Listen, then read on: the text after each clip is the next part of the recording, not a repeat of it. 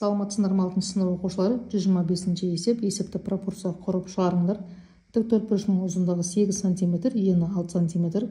Осы тік төртбұрыштың ауданы өзгермегенде, ұзындығы 16 см болса, ені неше сантиметр болады? Ал ені 4 см болса, ұзындығы неше сантиметр болады? Оқушылар, ұзындығы 8 см болса, ені 6 см. Ал ұзындығы 16 см болатын болса, ені неше сантиметр?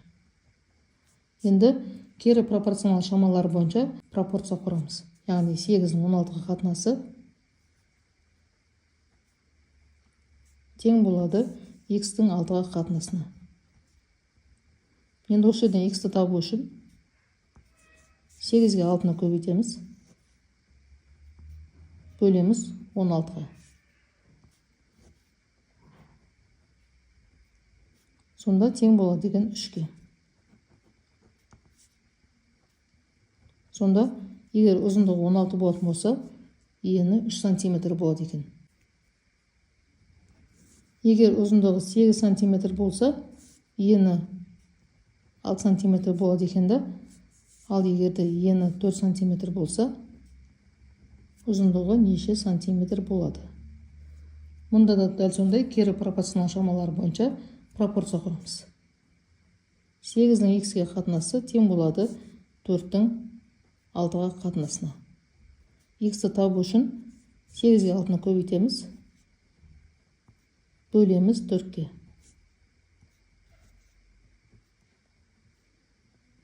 Сонда тең болады екен 12-ке.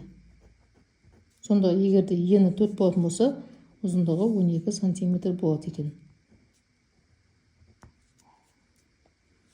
126 есеп, жылдамдығы 50 км/сағ жүк пойызы екі қала арасын 6 сағат жүрді.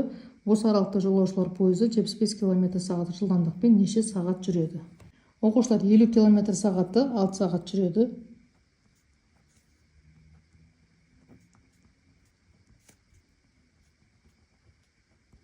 Ал 75 км/сағатты белгісіз сағат жүреді. Оны біз x деп аламыз.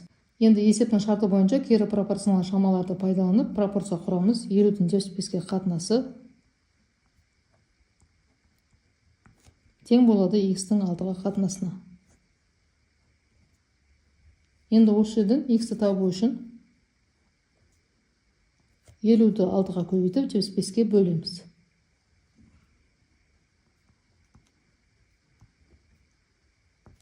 Сонда тең болады екен 4-ке.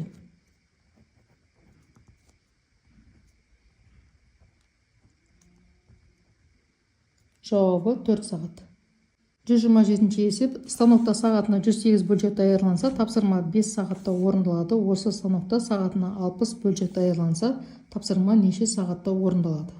Оқушылар, 108 бөлшек бізде 5 сағатта даярланады. Ал 60 бөлшек неше сағатта даярланады? 108-дің 60-ға қатынасы тең болады x-тің 5-ке қатынасына деп аламыз. Яғни кері пропорционал шамаларды пайдаланып пропорция құрамыз. Енді x-ті табу үшін 108-ді 5-ке көбейтеміз, бөлеміз 60-ға.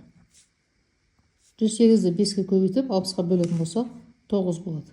Сонда жауабы 60 бөлшекті 9 сағатта даярлайды екен. Сонда оқушылар, станокта сағатына 60 бөлшек даярланатын болса, тапсырма бізде 9 сағатта орындалады екен.